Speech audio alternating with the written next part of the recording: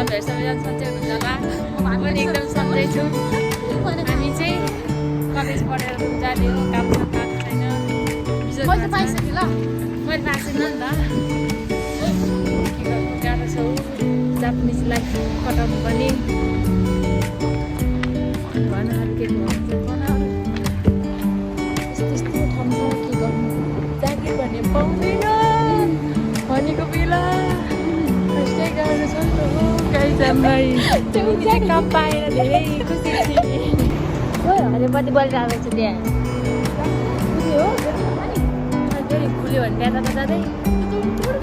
यस्तो त्यस्तो उडा दौड गर्नुपर्छ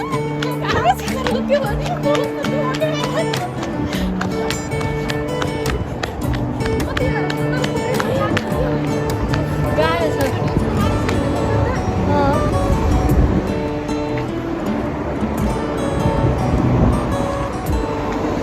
बहिनी नेपालको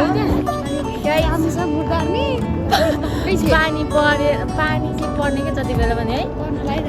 क्या दामी आम्बो कडक हो क्या वातावरण यत्तिको